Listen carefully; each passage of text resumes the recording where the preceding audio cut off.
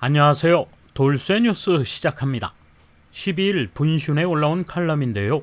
제목은 프라이드 치킨 참패에도 라면의 소주, 코스메틱의 자동차로 속속. 왜 한국 기업의 일본 진출이 멈추지 않는가입니다.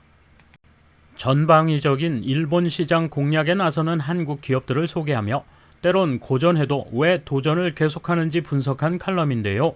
누리꾼들이 몰려들어 저마다 의견을 내놓으며 반응이 뜨겁군요. 뭐라고들 하는지 함께 보실까요? 통크신 구독, 좋아요.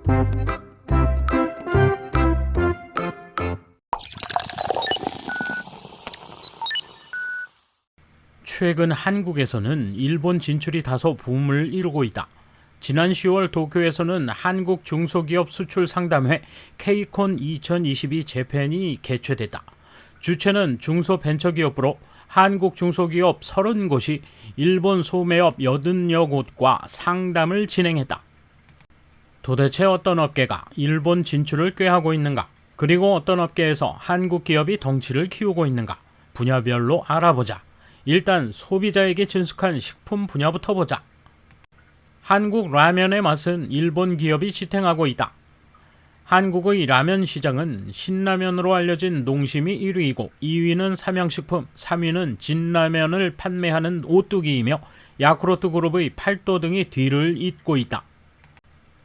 2019년 1월 그런 업계 두 번째 삼양식품이 일본 법인을 설립했다.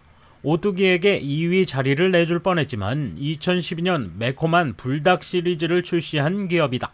처음에는 너무 매운맛에 꺼려졌지만 불닭을 먹어봤다는 유튜브 동영상이 속속 나타나면서 세계 2개 20억 개 넘게 팔리는 히트 상품이 됐다. 그런 이 회사 홈페이지에는 일본 명성식품의 기술을 지원받아 개발한 것으로 기재돼 있다. 물론 농심도 일본 식품회사로부터 기술 지원을 받았고 오뚜기도 마찬가지다. 일본의 기술을 지원받은 한국 기업은 적지 않지만 공표한 기업은 드물다. 현지 기업 지원을 받으면서 일본 시장 규모 확대를 도모하는 것이다. 또 소주도 성공했다고 봐도 좋을 것이다. 진로는 1979년 일본에서 진로를 출시했고 두산도 1996년부터 경월 판매를 시작했다. 지금은 경월이 한국 소주인 줄 모르는 사람도 있을 정도로 일본 내에서 보급되고 있다. 게다가 화장품 업계에서도 한국 화장품의 인기는 확산하고 있다. 국내 화장품 대기업 아모레퍼시픽과 미시아가 일찌감치 일본에 진출했고 중견 화장품 업체 AN도 일본 진출을 추진하고 있다. 관세 면제로 가격 경쟁력도 있다. 연패하는 업계도 한국 대기업 엇갈리는 희비. 한편 반드시 진출한 업계에서 모두 순조롭게 점유율을 넓히고 있는 것은 아니다. 예를 들어 음식체인 BBQ 치킨, 설빈 등도 진출했지만 성공과는 거리가 멀다. 여기에 같은 주류라도 희비가 엇갈리고 있다. 소주에 비해 한국 맥주는 일본에서는 거의 알려지지 않았다. 이유는 맛이다. 그 본고장인 일본에서는 승부가 나지 않는다. 각 사는 신제품 개발로 반전을 꾀하고 있다. 포기하지 않는 한국 기업들의 도전. 고전이 계속되는 업계의 이 같은 기죽지 않는 챌린지는 비단 맥주업계만의 이야기가 아니다. 예를 들어 올여름 현대차가 일본에 재진출했다. 이런 챌린지가 결실을 맺은 사례가 네이버다.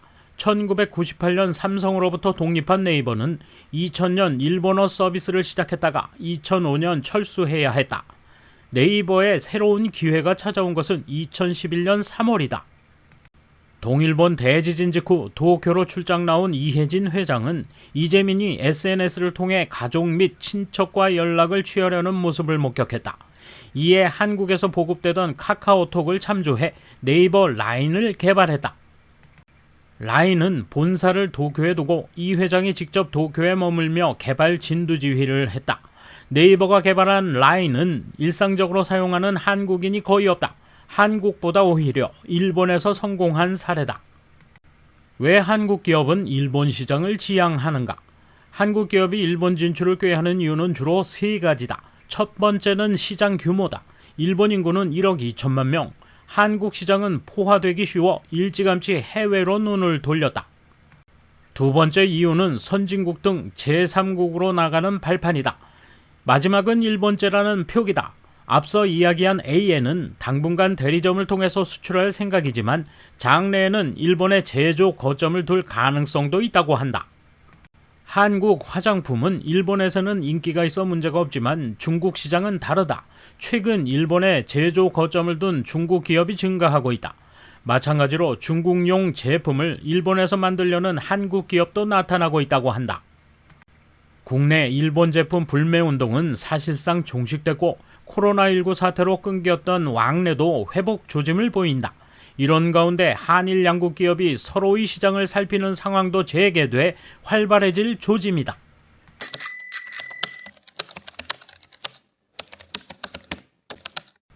여전히 미디어가 한류를 강요하네요.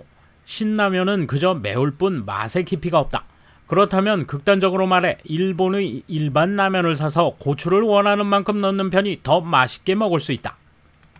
술도 마찬가지다. 일본처럼 만드는 것은 적고 부자재가 너무 많아서 잔미가 너무 많이 남는다. 한 번쯤은 사 먹는 경우가 있어도 두 번은 안 사 먹는다. 조금 비싸도 일본산이나 다른 나라의 술을 먹는 편이 낫다. 정성스럽게 만들어 더 좋은 상품을 만든다는 것을 우습게 여기는 경향이 여실히 나타난다. 비슷한 상품이라도 더 편하게 만들 수 있다면 그게 더 좋다는 생각을 가진 것 같다. 그리고 완성된 상품은 완전히 비슷한 상품이 된다. 가장 최근의 샤인 머스켓이 그것이다. 신기하다니까. 라면 같은 건 유럽에서 유해물질로 거부당한 적 있고 화장품도 유해 성분 문제가 있었어. 식품도 비위생적인 관리가 곳곳에서 화제였다. 자동차에 이르러서는 발화 문제도 있었지만 흐지부지다. 일본은 수입 관리를 제대로 하고 있는가? 아무리 알아봐도 기준의 합격 여부는 거의 못 찾겠다. 이제 이른바 백색 국가로 취급하지 않으니 국민에게 제공해도 좋은 물건인지의 평가는 제대로 관리해서 널리 공표하기 바란다. 일본 업체의 상품 구색이 고가대로 집중하며 프리미엄 노선으로 방향을 틀었고 저가 레인지가 커지니 빈 곳에 한국 업체가 들어간 것입니다. 가전도 그랬잖아요. 그러면서 결국은 한국과 중국이 석권해 경영이 기울어졌습니다. 일본은 그렇게 부자가 아닙니다. 그걸 깨달았어야죠. 일본은 나름대로 큰 규모의 시장이 있기 때문에 좋은 양분이 있는 것처럼 보여버린다. 이웃나라가 평소 적대 행위 등을 하는 줄 모르는 층을 파고든 인상이다. 소주는 옛날부터 마신 것 같고 드라마, 요리로 시작해서 음악, 전자기기, 화장품으로 이어져 오고 있다. TV에 소개되는 요리 같은 것, 치즈나 치킨 같은 건 한국 음식이라 하기보다는 한국식으로 변형했을 뿐 맛도 딱히 특징이 없고 유행하기 때문에 먹는 층이 곧 없어지겠지. 하지만 일부라고 말할 수 없는 수준으로 널리 받아들여지고 있는 것도 사실이다. 마케팅의 교묘함을 인식하고 제대로 대응하지 않으면 자동차 등에서도 시장이 잠식되지 말라는 법은 없다. 이웃나라에 알레르기가 없는 층에게 제대로 이웃나라의 실체를 인식시키는 미디어도 필요할 것 같다. 돌쇠 한마디. 키보드나 두드리며 분개하는 내두익들은 모르겠지만 한국의 소프트 파워는 이제 일본에 국한된 게 아니라는 걸 아셔야지. 감사합니다. 돌쇠 물러갑니다. 이번 소식은 여기까지입니다. 시청해주셔서 감사합니다. 돌쇠처럼 꼬직하게, 만인처럼 화끈하게.